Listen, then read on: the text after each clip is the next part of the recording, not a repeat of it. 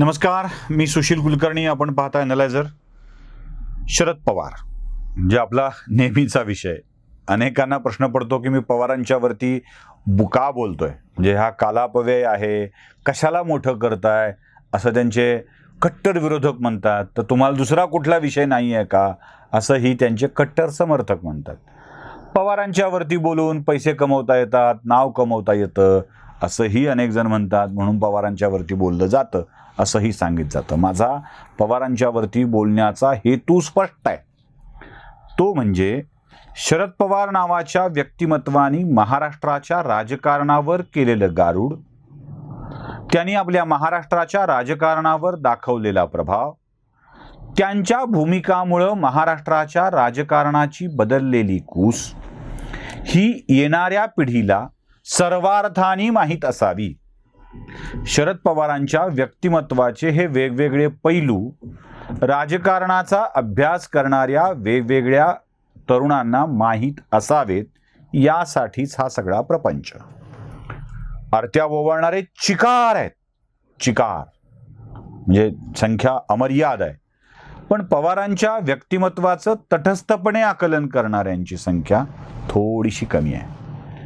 त्या जिथे कमी तिथे आम्ही असं असावं, म्हणून पवारांच्या व्यक्तिमत्वावर अधूनमधून मी सांगायला बोलायला येत असतो. राज ठाकरेंनी एक आरोप ABP माझाच्या मुलाखतीत केला की पवार यांच्या राष्ट्रवादी काँग्रेस पक्षाच्या स्थापनेपासून जातीयवाद वाढला आहे. त्याच आरोपाचा पुनरुच्चार 2-4 दिवसानंतर त्यांनी परत पत्रकार परिषदेमध्ये केला. आता या आरोपाच्या पुनरुच्चारानंतर पवार जातीयवादी आहेत अशी चर्चा होऊ लागली. पवार जातीयवादी आहेत याबाबतचा स्वतंत्र व्हिडिओ आपण याआधी केलेला आहे. पवारांच्या जातीयवादी असण्याची अनेक उदाहरणं आहेत. म्हणजे अगदी पुणेरी पगडी घालायला नाकारणे, छत्रपती शिवाजी महाराजांचा उल्लेख गोब्राह्मण प्रतिपालक नव्हतेच असा करणे, पवारांच्या कन्येनी फर्ग्युसन कॉलेजमधल्या पूजेला विरोध करणे, कितीतरी उदाहरणं आहेत जिथे पवारांनी आपला जातीयवाद दाखवलेला आहे. म्हणजे अगदी संभाजीराजे भोसले खासदार झाल्यावर छत्रपतींची निवड पेशव्यांनी केली असं देवेंद्र फडणवीसांची जात दाखवणारं विधान, राजू शेट्टींची जात दाखवणारं विधान, चंद्रकांत खैरेंची जात दाखवणारं विधान, या सगळ्या गोष्टी पवारांच्या राजकारणाशी संबंधित आहे, जातीयवादी राजकारणाशी संबंधित आहे. जातीयवादी असणं हे आता सिद्ध करण्याची गरज उरली नाही, इतके पवार जातीयवादी ठरलेले आहेत. मी पवारांच्या आत्तापर्यंतच्या मधला एक गुण सांगायचा राहिलाय, त्याच्यावरती आज बोलणार आहे, आणि तो म्हणजे घरभेदी पवार. शरद पवारांनी आत्तापर्यंत घरभेदी राजकारण केलेलं आहे. हे तुम्हाला जेव्हा एक एक घराणी तुम्ही बघाल, एक घर तुम्ही बघाल, तेव्हा तुमच्या लक्षात येईल. राजकारणात आपल्या पक्षाचं प्राबल्य असावं असं प्रत्येकाला वाटत असतं, आणि ते प्राबल्य ठेवण्यासाठी प्रत्येक पक्ष प्रयत्न करत असतो. आपल्या पक्षाचं प्राबल्य तेव्हाच राहू शकेल, आपलं प्राबल्य तेव्हाच राहू शकेल जेव्हा वेगवेगळ्या भागातील बलशाली मंडळी कमकुवत ठरतील. ती कमकुवत कशी ठरतील? बंद मुठ्ठी लाख की, खुले तो खाक की म्हटलं जातं. ती कथा आहे बघा. एका माणसाला काड्या दिल्या गेल्या, मोळी दिली गेली, आणि ती मोड म्हणून सांगितलं बांधून. ती मोळी बांधता नाही, मोडता नाही आली. पण जेव्हा एक एक काडी बाजूला काढून दिली तेव्हा ती पटापटा मोडून गेली, सगळ्या काड्या मोडून पडल्या होत्या. एकीचं बळ जे असतं ना, ते एकीचं बळ तोडता येत नसतं. पवारांनी चाणाक्षपणे, अगदी राजकीय चाणाक्षपणा दाखवत हे सूत्र पाळलेलं आहे. जेव्हा आपली मोठी रेष ओढता येत नसते तेव्हा दुसऱ्याची रेष छोटी केली की आपली असलेली रेष मोठी ठरते, होते नव्हे ठरते. म्हणजे 2 रेषेपैकी समांतर रेषा जर असतील आणि त्या बरोबरीच्या असतील तर एक रेष आपली मोठी ओढता येत नाहीये, म्हणून दुसऱ्याची छोटी करून टाकायची, आपली बरोबर मोठी होऊन जाते. हे सूत्र पवारांनी राजकारणामध्ये सतत बाळगलेलं आहे. म्हणून जी प्रभावशाली घराणी ठरू शकतात किंवा जी व्यक्ती प्रभावशाली ठरू शकते त्या व्यक्तीच्या घरात फूट पाडली जाते. हे साधं लॉजिक आपल्याकडं गावाकडं सुद्धा पाळलं जातं. म्हणजे एखादं घर खूप मोठं आहे, 4-5 भाऊ मिळून एकत्र आहेत, खूप छान काम करतायत, तर पहिल्यांदा त्याच्या कुठल्या तरी भावाच्या मनात तुझ्या पदरात काय पडलंय ही भावना घालती. तुला काय, तू नुसताच राबतोस, तुझं काय तिकडंच आहे, तू काय, तुला काय भाऊ देतच नाही तुझा, ही भावना घालतील. आणि मग त्याला हळूहळू आपण किती कष्ट करतो आणि आपण मात्र दुःखात जगतोय आणि तो मात्र सुखात जगतोय अशी भावना वाढू लागते. आणि ही फूटच त्या घराला एका घराचे 5 घर करते. 10 एकर शेतीचे 2-2 एकर करते आणि ती कोणाच्याच उपयोगाची राहत नाही. ही साधी सरळ कूटनीती असते एखाद्या घराला उद्ध्वस्त करण्याची. बहुतेक प्रत्येक जण या अनुभवातून गेलेला असतो. अशी वाटणी झाल्यामुळं छोट्या छोट्या उत्पन्नाच्या झालेल्या शेती या कोणाच्याच कामाच्या राहत नाहीत. मग गावच्या पाटलाचं फावतं, म्हणजे गावच्या कारभाऱ्याचं फावतं.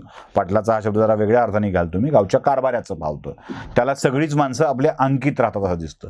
पवारांनी हीच टेक्निक गाव पातळीवर जशी वापरली जाते, घरात जशी वापरली जाते, तशी टेक्निक राजकारणामध्ये महाराष्ट्रात वापरलेली आहे. आता सगळीच उदाहरणं मी सांगत बसलो तर तुम्हाला वेळ खूप लागेल. म्हणजे हा व्हिडिओ जरा फारच लेंदी झाल्यासारखं वाटेल. त्यामुळे मी काही मोजकी उदाहरणं तुम्हाला सांगतो जे तुमच्या पटापटा लक्षात येऊन जातील. आणि हेच टेक्निक कुठे कुठे अप्लाय केली आहे हे तुम्ही तुमच्या पातळीवर बघायचं आहे आणि तिथे सांगायचं आहे. आणि कमेंटमध्ये सुद्धा सांगा की असं झालंय. मी सगळ्यात पहिल्यांदा म्हणजे माझ्या मराठवाड्यातला असल्यामुळं मराठवाड्यातले काही उदाहरणं आधी तुम्हाला देतो. मराठवाड्यामध्ये गोपीनाथ मुंडे यांचं घर कोण फोडलं? म्हणजे गोपीनाथ मुंडे आणि धनंजय मुंडे म्हणजे पंडितांना मुंडे त्यांचे ज्येष्ठ बंधू ही एकत्र ताकद होती. म्हणजे अगदी प्रेम होतं, सख्य होतं, जीव लावलेला होता. पण धनंजय मुंडेंना संधी मिळणार नाही असं भरवल्या गेलं. धनंजय मुंडेंच्या विषयातलं पुत्रप्रेम पंडितांना मुंडेंच्या समोर आलं. खरं तर पंडितांना मुंडेंच्या इतका गोपीनाथ मुंडेंवरती जीव लावणारा व्यक्तिभाऊ सापडणं विरळ आहे. मोठा भाऊ असताना सुद्धा आपलं मोठेपण बाजूला ठेवून छोट्या भावाला मोठं समजून त्याच्यावरती प्रचंड प्रेम अण्णा करायचे, हे मी त्याचा साक्षीदार आहे. तर या सगळ्या प्रकारामध्ये धनंजय मुंडेंच्या विषयातलं जरा बाजूला करून त्यांना गोपीनाथ मुंडेंच्या पासून तोडण्याचं काम राष्ट्रवादी काँग्रेसनं केलं. याविषयी अजित पवारांनी एक स्वतंत्र मुलाखत माझा कट्ट्यावरती दिलेली होती. त्यात बरेचसे वादाचे प्रसंग देखील आलेले होते. दुसरं उदाहरण आहे गेवराईचं. गेवराईचे अमरसिंह पंडित, बदामराव पंडित, जे अमरसिंह पंडितांच्या वडील शिवाजीराव पंडित आणि बदामराव पंडित यांच्यामध्ये वाद झाले. आता बघा, शिवाजीराव पंडितांच्या सोबत वाद झाल्यावरती बदामराव पंडित बाजूला सरकले. राष्ट्रवादी काँग्रेसनं कधी बदामराव पंडितांना तर कधी अमरसिंह पंडितांना आपल्या जवळ केलं आणि पंडितांची एकसंघ ताकद जी गेवराईवर सतत राज्य करायची ती विखुरली गेली. पंडितांच्या समोर एक पंडितांचाच पर्याय निर्माण झाला आणि दोन्हीही पंडितांना कधी ना कधीतरी पवारांच्याच आश्रयाला जावं लागलं. अन्यथा पंडित जिल्ह्यातले मोठे नेते होऊ शकले असते. पण पवारांनी या दोन्हीही नेत्यांना विभागणी करून मर्यादित केलं. तिसरं उदाहरण मी तुम्हाला सांगतोय बीडचं, जयदत्त क्षीरसागर. राष्ट्रवादीच्या स्थापनेपासून केशर काकू क्षीरसागर, त्यांचे चिरंजीव जयदत्त क्षीरसागर, भारतभूषण क्षीरसागर, रवींद्र क्षीरसागर हा अख्खा परिवार पवारांचा एकनिष्ठ होता. म्हणजे पवारांनी आधी या क्षीरसागर परिवाराला नियंत्रित करण्यासाठीची एक व्यवस्था विधान परिषदेची आमदारकी देऊन तिथं करून ठेवली होती. म्हणजे तिथं कंट्रोलरच आहेत. जिथे कुठे होतं म्हणजे कधी मुंदडांना कंट्रोल करायला तीच व्यक्ती वापरली, क्षीरसागरांना कंट्रोल करायला तीच व्यक्ती वापरली, आता पंकजा मुंडेंना कंट्रोल करायला तीच व्यक्ती वापरली जाते. म्हणजे त्यांचं कामच कंट्रोलर असं आहे. त्याचं थोडंफार नियंत्रण ठेवण्यासाठी त्यांना वापरलं जातं. असो, कोण कसा वापर करून घ्यावा त्याचा प्रश्न आहे. पुन्हा त्यांनी सांगितलं की त्यांची लोक फार शिव्या घालतात, हो फोन करून करून शिव्या घालतात. तर जेव्हा हा कंट्रोलर आपल्या हातून निघून गेला असं पवारांना वाटलं तेव्हा त्यांनी याच घरात फूट पाडली. जयदत्त क्षीरसागर राष्ट्रवादीच्या बाहेर गेले आणि क्षीरसागरांचे पुतणे त्या संदीप क्षीरसागर हे पवारांच्या दावणीला गेले. पवारांनी क्षीरसागरांच्या घरात देखील अशीच फूट पाडली. याच्या पुढे आपण जाऊया. साताऱ्यामध्ये भोसले घराण्यामध्ये वाद आहेत. शिवेंद्रराजे भोसले, अभयसिंहराजे भोसले, उदयनराजे भोसले, ते शरद लेवे प्रकरण तुम्हाला माहीत असेल. कधी ना कधी कोणत्या ना कोणत्या भोसलेला आपल्या जवळ तर कधी आपल्यापासून दूर करत पवारांनी ही खेळी नेमकी साधलेली आहे. म्हणजे अगदी ही घरं तर एकमेकाच्या अंगावर जाण्या इतपर्यंत गेलेली होती. म्हणजे मागच्या घरातही तीच स्थिती आहे.